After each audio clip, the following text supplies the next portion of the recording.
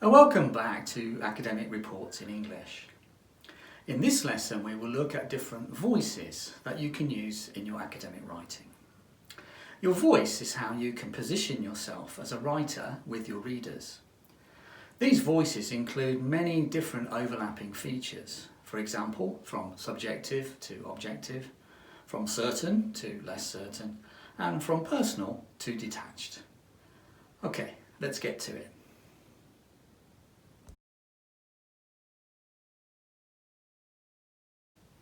So what is voice?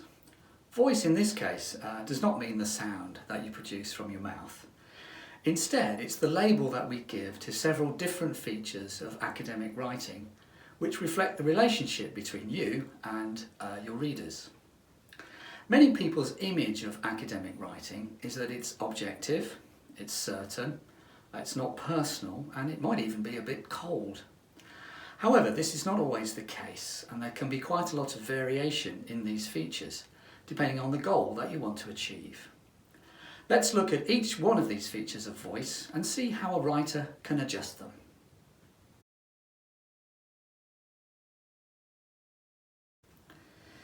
Our first feature of voice is how objective or subjective it is.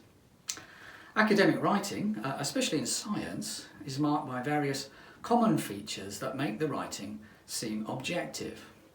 That is, the writer's not influenced by their personal or subjective feelings or even emotions. Examples of these features include an emphasis on nouns and long noun phrases, and I'll explain these in the next slide. Other features include demonstrative pronouns such as this and that, these and those, and third-person pronouns such as it and they and them. The main aim of these features is to develop an idea and deepen understanding of a topic. And using these features is definitely a safe approach for students of academic writing.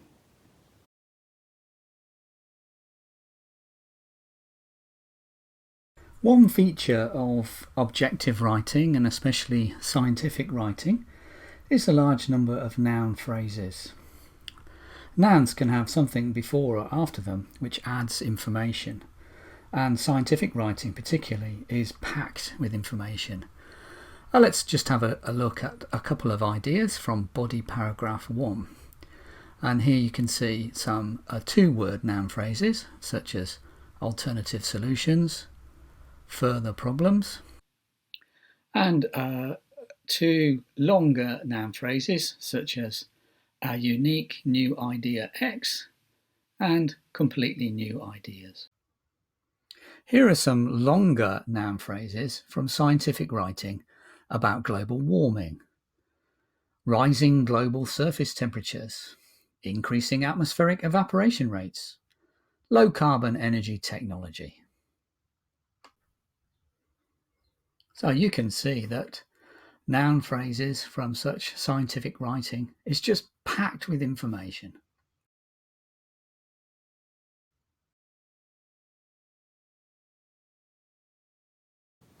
One feature of written academic English is the need to be careful. That is, to show less than 100% certainty, or to show some caution. The most usual ways of expressing caution are using verbs. Examples include appear to, seem to, tend to, may, might, and could. Or adverbs such as perhaps, possibly, probably, apparently. This feature of being less certain is called hedging, and it's a common feature of academic writing. In fact, when writers claim some new information or knowledge from their research, in their heart they might be very certain, but in their writing they often show a lot of doubt. This is one way to keep objectivity and to show that the researcher has a balanced and detached view, rather than being blind to think that he or she is absolutely right. It also protects them from being criticised by other writers or researchers. And students can do the same, so they are less likely to be criticised by their teacher.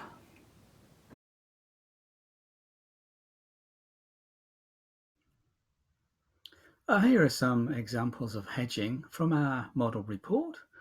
This first one, this could mean that one person proposes idea A. And here is another one that says perhaps the biggest barrier is that many people. And just one more that says, although collaboration is an important skill, there may be a number of barriers.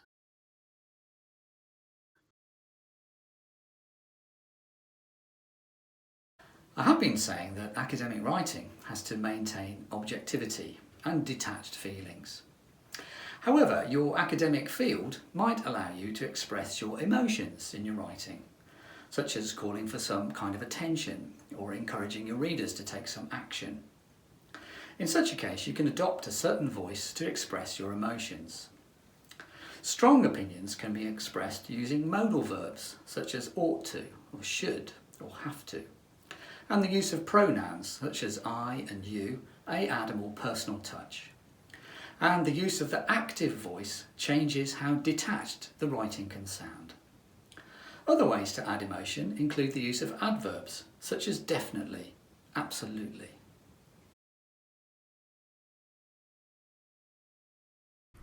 Let's have a look at our final paragraph, the conclusion. And there are a number of features in the conclusion which show that this report is a somewhat objective, detached and impersonal voice. For example, this report has argued shows that this report is the subject of the sentence. There's nothing personal. The author's voice has been removed. In the second sentence, it says it is suggested. So this is a passive voice. We don't know who made the suggestion. And then on the second line, collaboration is an important skill. There may be a number of barriers. So again, this is a kind of hedging. So all these different devices show that some objectivity and detached and the removal of emotions. We can change this.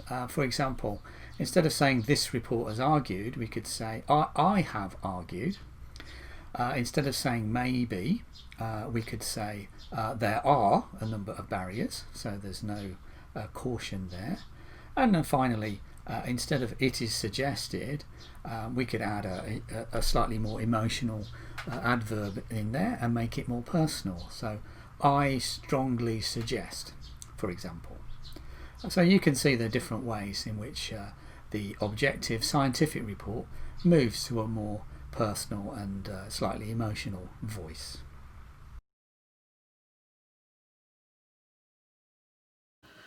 In this lesson, we've learnt about different aspects of voice, how to be subjective or objective, how to show certainty or be detached and impersonal, and in other cases, how to be emotional and personal.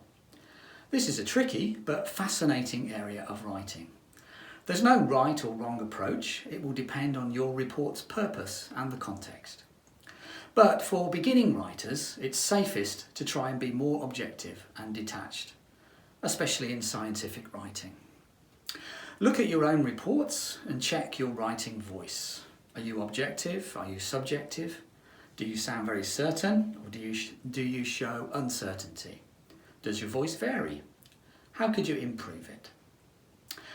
In our next lesson, we look at a common pattern in organising academic writing, the problem-solution pattern.